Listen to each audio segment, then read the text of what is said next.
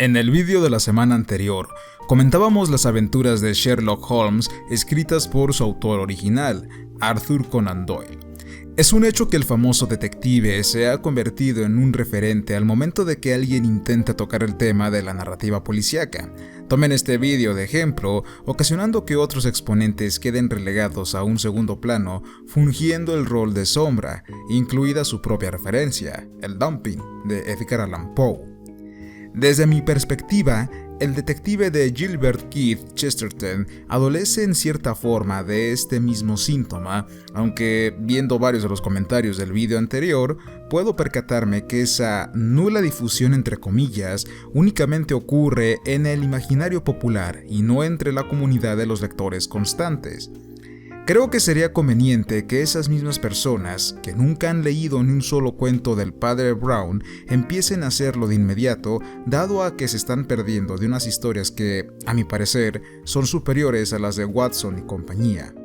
Antes de comenzar a desvelar quién es el Padre Brown, habrá que hablar un poco de quién es Chesterton, su creador original. Evocando un poco las palabras del prólogo y la sinopsis de la edición que les presentaré hoy, El Padre Brown al completo de la colección selecta de Valdemar, tendré que decir que Chesterton fue un coloso literario al haber incursionado en diferentes facetas de la literatura como lo son la poesía, los artículos, la ensayística, biografías, el teatro y la narrativa.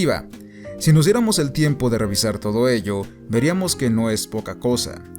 Los estudiosos en la materia concuerdan que sus textos no carecían de ingenio, el cual era una particularidad que daba mucho en qué pensar, dado que parecía ser que su inagotable inspiración provenía del mismísimo Dios. Por muy místico que pudiese sonar todo lo anterior, podría jurar que si el Padre Brown hubiese escuchado semejante declaración, seguramente me habría hecho un llamado de atención. He comentado ya varias veces que el escritor, el buen escritor, convierte todas sus ideas y experiencias en ese producto que nosotros empleamos para nuestro deleite. Y en el caso de Chesterton, podríamos agregarle el hecho de que fue una persona de mundo, alguien que vivió demasiadas experiencias, que compartió pensamientos con una cantidad descomunal de personas y que, ciertamente, se miró atormentado por un deseo muy particular, el acceso al conocimiento para darle sentido a su excitada vida.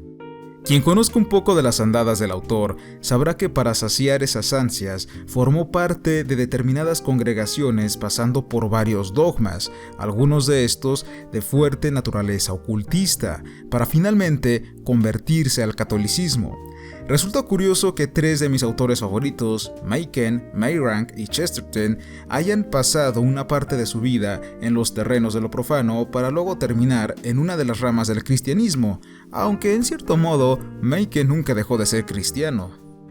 Sin intentar hacer que este vídeo sea un móvil para la conversión de algunos de ustedes, pues sé que una gran parte preferiría reír con los pecadores en el infierno que llorar con los santos en el cielo, todo ello no deja de ser curioso y de tener puntos en común. Y uno de ellos, obviando por tercera vez la religiosidad de estos tres señores, es que lo aprendido en sus vivencias les sirvió para formular sus obras. Se dice que el sacerdote que influyó en el proceso de transición de Chesterton fue una inspiración decisiva para que pudiera crear al personaje del Padre Brown. ¿Y el resto? Bueno, el resto es una saga de crímenes atroces que duró poco más de 20 años. Ahora que lo reflexiono, no se me hace tan raro que durante el relato de El Ojo de Apolo hubiese hecho uso de todo lo aprendido durante su etapa de no cristiano al momento de describir todas estas religiones de la New Age, retratándolas como una suerte de corporación moderna de grandes rascacielos, mientras descartan todo lo antiguo y ortodoxo que en tanto le encantaba a nuestro amigo Machen.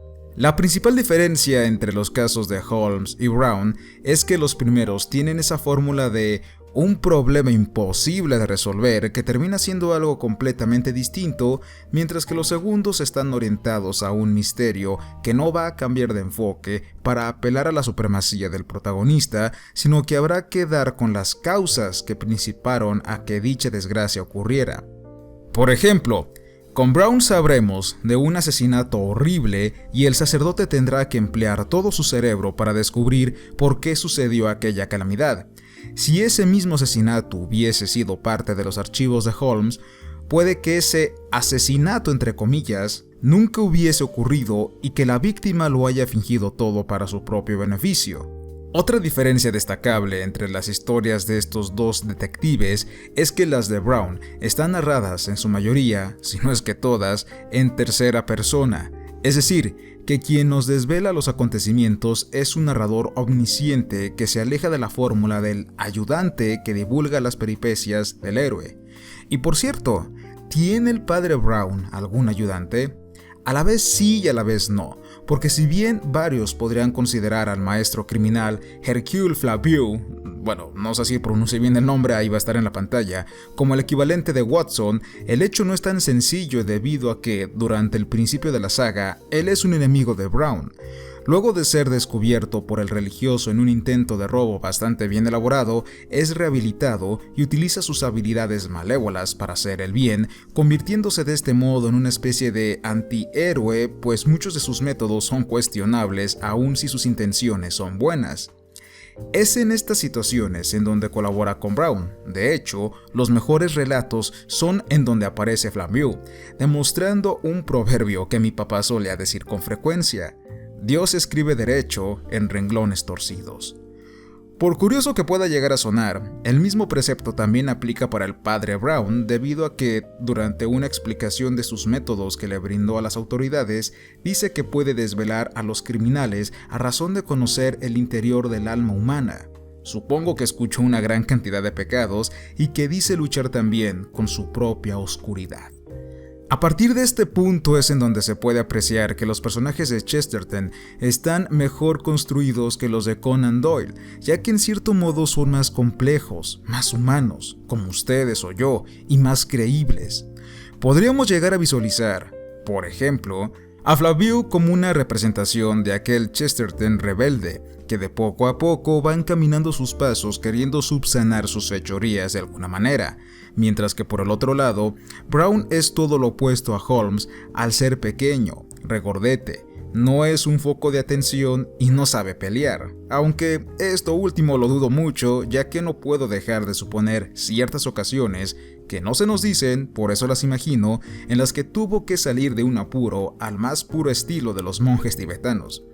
En otras palabras, tenemos a un bohemio caballero inglés que muy en el fondo ansiaba reconocimiento pese a que dijera todo lo contrario, y a su vez a alguien humilde, no destellante, que se tardó menos tiempo en ganarse el respeto de las masas y que, por curioso que llegue a sonar, no le importó, puesto que su misión era la de servir y ayudar al prójimo.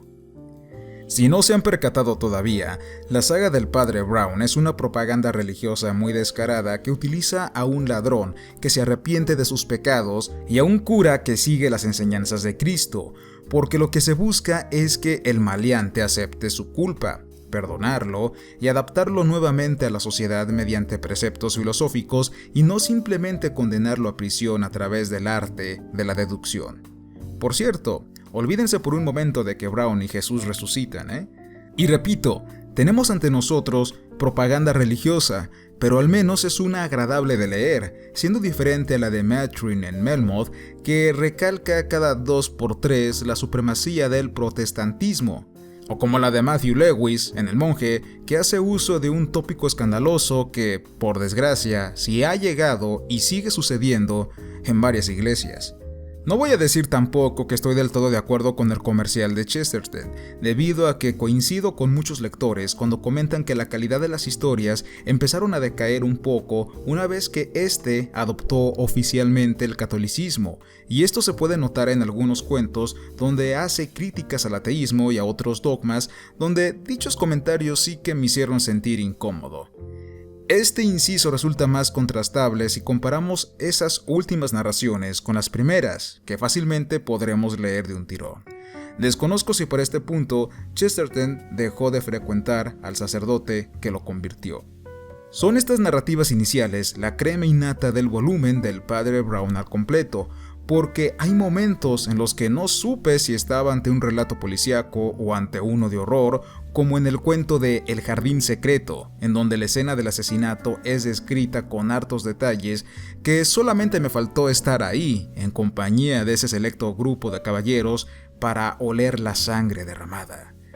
Ya de por sí, desde el relato que abre el volumen, La Cruz Azul, nos daremos cuenta que lo que sigue es genialidad absoluta. No nombraré cuento por cuento para no extenderme más. Regresando nuevamente a las intenciones de esta saga, creo que es muy poco apreciable en relatos iniciales, haciendo que volteemos más a la interesante trama. En estos cuentos, el padre Brown actúa más como un escéptico que como un crédulo o un fanático. Ese es un estereotipo que detesto bastante porque hace ver a todo hombre religioso como un vil imbécil, pero bueno, no puedo echarle toda la culpa a los medios de comunicación por haber difundido esta imagen, puesto que las mismas congregaciones no ponen mucho de su parte tampoco. Cuando cuestionan a Brown sobre su creencia en los milagros, luego de encarar un hecho inexplicable y que ven que este no se inmuta nada por él, el sacerdote responde que sí cree en ellos, pero que antes le gusta creer también en los hechos. Lo anterior me hace recordar los aportes que Roger Bacon, de la Orden Franciscana, hizo para el método científico.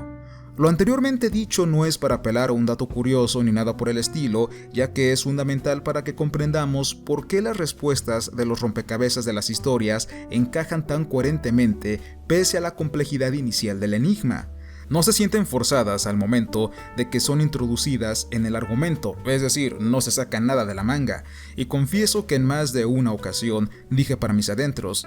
¿cómo no se me ocurrió antes?